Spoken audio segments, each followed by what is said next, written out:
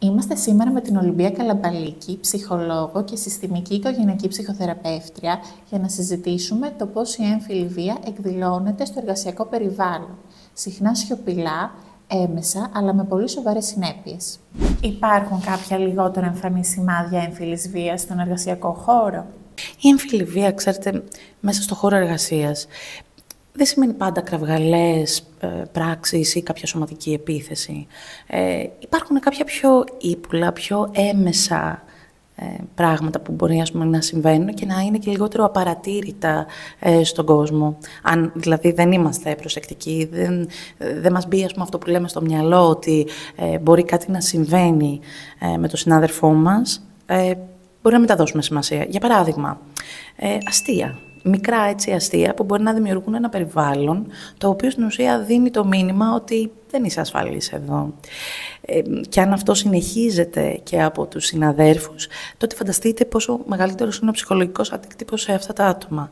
Δεν υπάρχουν μελανιές, έτσι. Δεν είναι αυτό που περιμένουμε εμείς, δηλαδή να δούμε μια επίθεση στον συνάδελφό μας, αλλά αυτά τα τραύματα που μπορεί να δημιουργηθούν μπορεί να είναι και πιο βαθιά και πιο έντονα. Αυτό που συμβαίνει συχνά είναι ότι το θύμα φοβάται.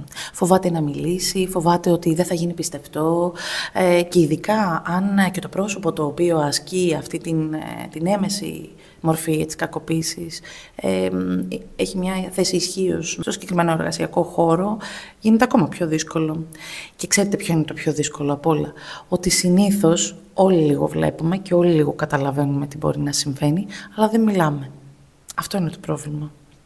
Πολύ συχνά βλέπουμε ότι αμφισβητείται ο ρόλος των γυναικών στο εργασιακό περιβάλλον. Πού πιστεύεις ότι οφείλεται αυτό? Ο ρόλος της γυναίκας αμφισβητείται από την πρώτη στιγμή που θα πάει για να ζητήσει δουλειά. Από την πρώτη στιγμή που θα κάνει συνέντευξη.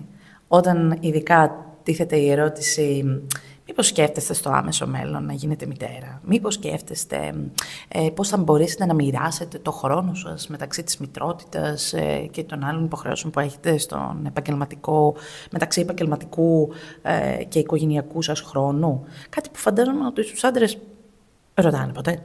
Ρωτάνε ποτέ πώς, ας πούμε, θα μπορέσετε να μοιράσετε τον ρόλο σας σαν πατέρας, σαν σύζυγος, μαζί με τον επαγγελματικό σας χρόνο? Άρα, ας το ξεκινήσουμε από πιο νωρίς. Από την αρχή. Όταν μια γυναίκα πάει να μπει μέσα στην εργασία, ήδη ξεκινάει μια προκατάληψη. Προλαβαίνει να εργαστεί ή θα σκέφτεται πότε θα φύγει να πάει, να πάρει το παιδί από το παιδικό σταθμό, ας πούμε, από το σχολείο. Ή όταν αρρωσταίνει, συνήθως η μητέρα τρέχει. Αν το σκεφτούμε λοιπόν, είναι βαθύ κοινωνικό ζήτημα όλο αυτό. Είναι η θέση της γυναίκας γενικότερα. Πώς την ορίζει, πώς την τοποθετεί μέσα στην κοινωνία και αντίστοιχα και σαν εργαζόμενη.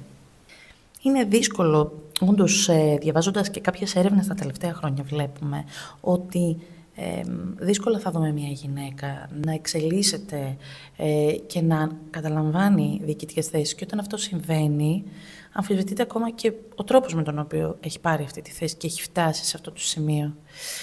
Είτε χρειάστηκε, ας πούμε, κάποιο μέσο, είτε δεν υπήρχε κάποιος άλλος να την ανταγωνιστεί, αλλά ποτέ στο ότι το άξιζε πραγματικά και ότι τα κατάφερε γιατί το άξιζε και ανέβηκε σε αυτή τη θέση και έφτασε να ανελιχθεί σε αυτή τη θέση.